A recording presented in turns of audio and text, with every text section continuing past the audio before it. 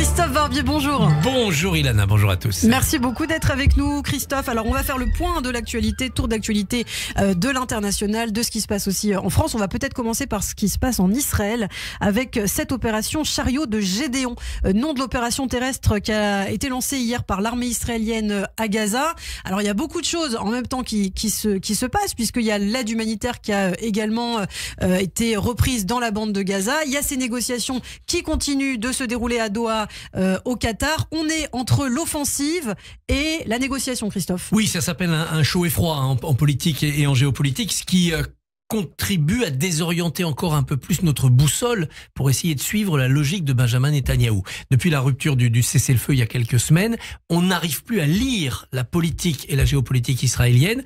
On n'arrive plus à distinguer ce qui relève exactement du dossier Gaza, libération des otages, éradication du Hamas, du dossier purement politique, voire politicien, c'est-à-dire comment contenter les minoritaires d'extrême droite qui font tenir ce gouvernement encore debout, comment préparer la suite de la vie politique en Israël. Donc essayons de distinguer. La reprise de l'aide humanitaire, c'est absolument indispensable. Au compte-gouttes ce matin, peut-être de manière plus importante mercredi. On sent évidemment la pression des Américains derrière cela, mais pas seulement. Peut-être que Benjamin Netanyahou a compris que la réputation d'Israël était en train d'être ruinée par ce blocus et que sans débloquer l'aide humanitaire, il n'y avait aucune possibilité pour Israël de reprendre ne serait-ce que le dialogue avec les opinions internationales. Alors, vu de France, le parangon de cela, ça a été le dialogue, si on peut dire, ou l'échange d'amabilité entre Macron et Netanyahou. La honte d'un côté et de l'autre côté, vous vous rangez du côté des terroristes. Mais sur l'ensemble de la planète, les amis d'Israël étaient perturbés par cela. On a vu d'ailleurs des voix très importante de la société civile en France et ailleurs s'élever en disant là stop, on ne comprend plus. L'aide humanitaire, c'était la base. Derrière, il y a deux choses. Il y a cette affaire des chariots. On a du mal à comprendre pourquoi cette offensive terrestre serait efficace là où les premiers mois de guerre nombreux et bien menés ont été inefficaces. On ne libère pas d'otages, le seul otage libéré l'a été par l'entremise des Américains, et on ne voit pas pourquoi le Hamas militaire, le Hamas terroriste, le Hamas enterré serait délogé par cette offensive supplémentaire alors qu'il ne l'a pas été depuis le mois d'octobre 2023. Et puis enfin, les négociations, poser comme condition l'exil du Hamas et le retour des otages, ça c'est une avancée très intéressante. Éradication du Hamas, disais-je. Là, c'est exil du Hamas. Quelle est la différence? C'est que faire sortir les guerriers et leur offrir une possibilité de fuir, ça devient un élément de la négociation. Ça remet dans le jeu aussi les autres pays arabes qui vont pouvoir organiser cet exil. Et puis, ça veut dire que les responsables du 7 octobre, tous ceux qui ont du sang sur les mains, ils pourront être attrapés plus tard, ailleurs, comme l'ont été les terroristes de 1972 à Munich. Alors vous parlez des autres pays arabes et justement c'est intéressant, brièvement on a beaucoup entendu parler de cette tournée de Donald Trump en Arabie Saoudite, aux Émirats. Il n'est pas passé par Jérusalem, il a décidé de ne pas aller en Israël. D'ailleurs ça a fait beaucoup de bruit parce que certains ont dit finalement Israël n'est pas du tout consulté, Israël est abandonné. Est-ce que c'est aussi votre analyse, Christophe? Non, je pense que Donald Trump, pour son intérêt géopolitique personnel, parce qu'il n'y a pas de générosité dans tout cela, Donald Trump soutient profondément Israël, mais il contourne désormais Netanyahou. Il contourne de plus en plus Netanyahou.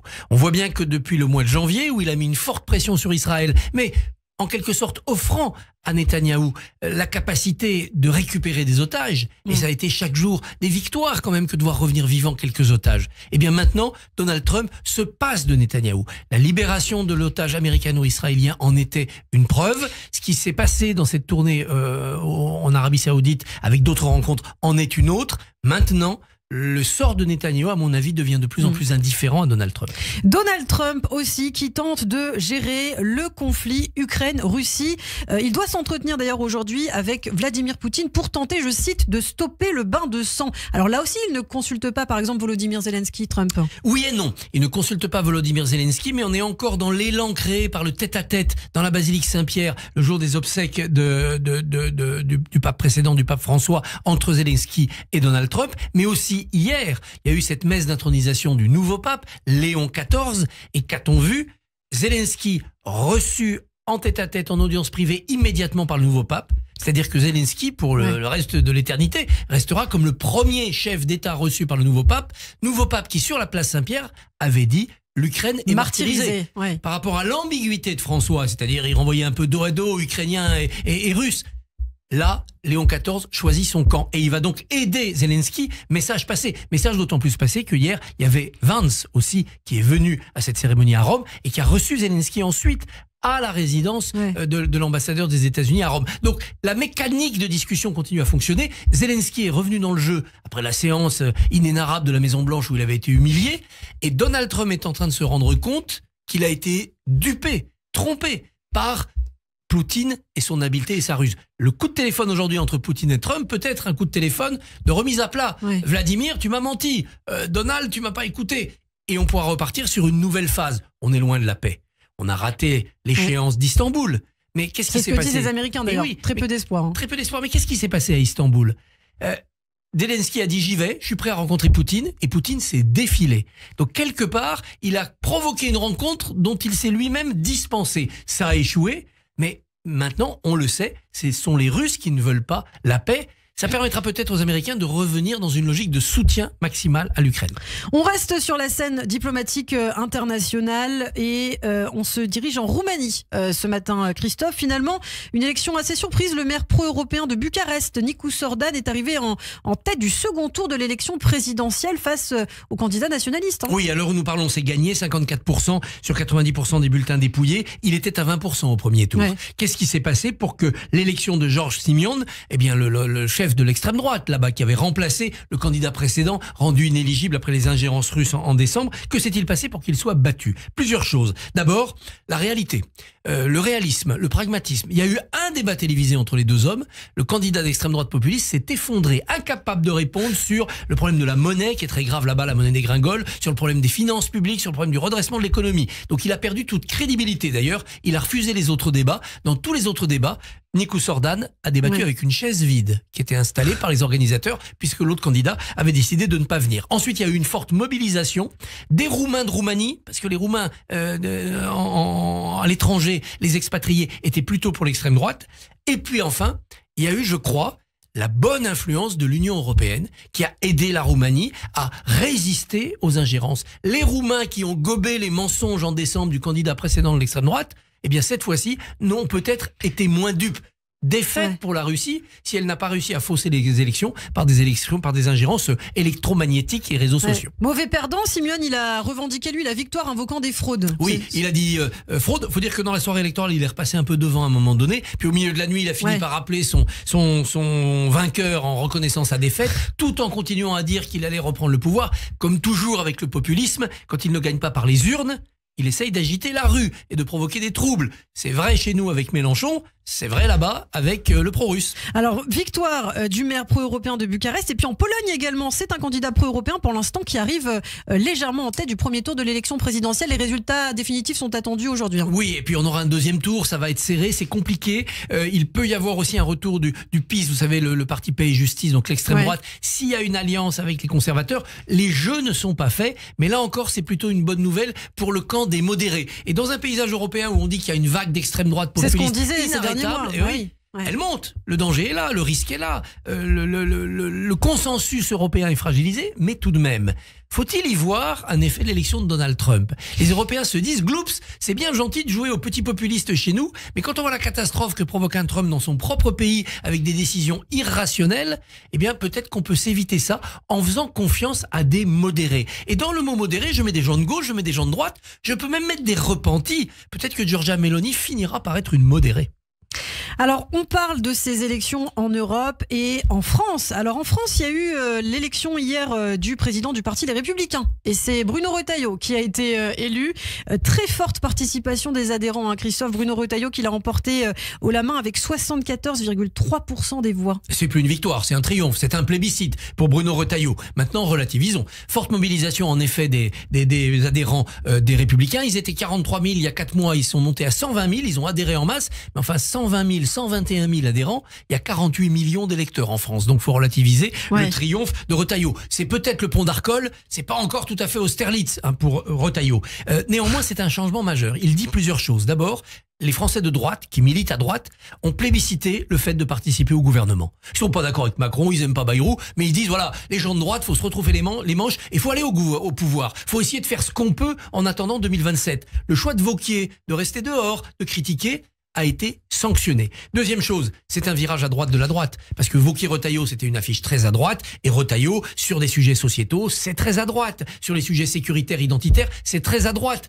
Est-ce que ça veut dire que les électeurs de droite se disent, bon allez, dès que Le Pen est éliminé par la justice, fusionnez-nous tout ça dans l'union des droites?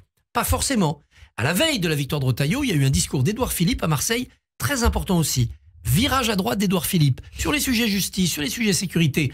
Donc on se parle. Est-ce qu'on aura une alliance Retailleau-Philippe et puis un bloc de droite reconstitué et on revient à avant 2017, une bonne droite face à une gauche qui essaye de se libérer de Mélenchon? Est-ce qu'on aura un glissement de Retailleau poussé par une partie de son parti vers ce qu'a fait Ciotti, c'est-à-dire une alliance avec Le Pen, surtout si Le Pen est éliminé et que c'est Bardella qui tiendra pas la route longtemps qui prend la suite? On verra. C'est le scénario des 2 ans qui viennent à droite. Encore faut-il pour la droite être crédible sur les sujets économiques. Parce qu'elle promet toujours des baisses d'impôts et du libéralisme en campagne, puis quand elle est au pouvoir, elle fait de la rigueur et de l'étatisme. Bruno Retailleau, il a les épaules pour être président de la République? Bruno Retailleau a incontestablement les épaules pour le métier qu'il fait maintenant ministre de l'Intérieur. Il est en train de conquérir ses galons d'homme d'État et le voilà plébiscité pour diriger un parti, c'est-à-dire animer une famille politique, lui donner de l'espoir, animer le débat d'idées. Ça, c'est une base incontournable. Pour devenir président de la République, il faut 2 choses. Il faut avoir un projet pour la France, pas pour la droite, pour la France. Oui. Et donc, dessiner un horizon. Il n'y est pas encore. Il faut sentir l'avenir. Et ça, c'est la vraie faiblesse de Retailleau. Il est plutôt un homme du passé. Il nous explique quand même qu'avant, c'était mieux. Alors, c'est pas un réactionnaire. C'est quand même un conservateur. Notamment sur les sujets de mœurs. S'il reste sur ses positions, de manière raide, ça sera tout à son honneur intellectuel. Mais il perdra l'élection parce qu'il n'aura pas la jeunesse. Puis troisièmement, Bruno Retailleau doit s'entourer d'une équipe. On fait plus confiance à un seul homme. On n'y croit plus maintenant du président thaumaturge de l'homme providentiel. Faut arriver avec une équipe de gens compétents, qu'on se dise à la défense, aux affaires étrangères, à Bercy, à la justice, à l'éducation. Je crois en cette équipe. C'est la faiblesse de Le Pen. Il n'y a pas grand monde autour d'elle qui donne l'impression de la compétence. C'est aussi l'immense faiblesse de la gauche. Pour rester un instant sur Bruno Retailleau, il a dit hier, nos adversaires, ce n'est pas ceux qui sont à droite, mais c'est la gauche mélenchonisée. C'est contre elle qu'il faut se battre. C'est vraiment ça aujourd'hui, l'ennemi de la droite républicaine? Oui, dans les 2 ans qui viennent, oui, ou du moins dans les 18 mois qui viennent. Se battre contre la gauche mélenchonisée. Parce que c'était l'adversaire sorti des législatives. On a failli avoir un gouvernement NFP avec les membres des Insoumis au gouvernement. Mais c'est aussi la bataille des municipales. La gauche mélenchonisée, on va la retrouver dans pas mal de villes. Donc Retailleau a maintenu cette alerte. On se bat d'abord contre cette gauche-là. Mais c'est aussi parce qu'il est dans le bloc central. Il est dans le gouvernement de coalition de Bayrou-Macron. Il peut pas trop tirer pour l'instant sur Gabriel Attal, sur Édouard Philippe ou sur le MoDem. Mais le moment viendra où Retailleau devra penser à sa sortie du gouvernement. C'est très bien d'être au gouvernement à condition d'en sortir. Faut pas louper sa sortie. Emmanuel Macron avait réussi sa sortie en 2016. Il s'est détaché du bilan de Hollande. Manuel Valls, en décembre 2016, a raté sa sortie de Matignon. Il a perdu la primaire dans la foulée. Je voulais vous faire réagir juste un instant. Il nous reste 1 minute, Christophe, justement, puisqu'on parle de gauche mélenchonisée, à ces propos d'Aymeric Caron, qui a déclenché un tollé en évoquant un prétendu trucage de l'Eurovision. Le député LFI qui a estimé que les propagandistes d'Israël, je cite, ont triché lors de la finale de l'Eurovision samedi, afin de faire gagner la candidate de l'État hébreu, donc Yuval Raphael, qui n'avait selon lui rien à faire dans ce concours. Et vous avez vu ce tweet de Rima Hassan, Money, money, money, la légende de la photo de Yuval Raphael. C'est de l'antisémitisme. Mais bien sûr, on est dans l'antisémitisme du cliché habituel, c'est-à-dire pour Rima Hassan, les Juifs c'est l'argent, ils ont acheté le concours, cette 2e place, et pour Aymeric Caron, les Juifs c'est le complot mondial, c'est le protocole des sages de Sion, ils sont partout, ils contrôlent même l'Eurovision. Évidemment, c'était logique d'antisémites, de mauvais perdants, bien entendu aussi, qui n'ont pas vu que dans l'opinion profonde, on ne se trompe pas. On ne se trompe pas d'amis et d'ennemis dans nos sociétés. Et même si les gens l'expriment parfois avec trop de brutalité, ils savent où sont les vrais ennemis. Je constate quand même que l'Eurovision envisage de regarder si le gouvernement d'Israël n'a pas fait de la publicité déguisée pour sa candidate. Donc ça marche, cette accusation du soupçon, de la calomnie. Bon, je pense que tout ça sera vite balayé. Elle aurait mérité de gagner, bien sûr, même si le candidat autrichien a très bien chanté. Organiser l'Eurovision en Israël l'année prochaine, à mon avis, ça aurait été très très compliqué. Allez, on va dire que la bonne chose, c'est si le candidat israélien gagne dans 2-3 ans, pour que dans une Israël en sécurité, en paix avec ses voisins, et pour ma part, en paix avec un voisin qui s'appellera l'État palestinien dirigé par des démocrates, ça sera une bonne nouvelle. Mais pour ça, il faudra peut-être attendre plus que 3-4 ans. Eh bien, merci beaucoup Christophe Barbier. L'édito de Christophe, c'est chaque lundi matin à retrouver en podcast sur radioj.fr et sur notre chaîne YouTube. Merci beaucoup Christophe, votre invité demain matin. Yannick Noder, le ministre de la Santé. Eh bien voilà, c'est parfait. À demain.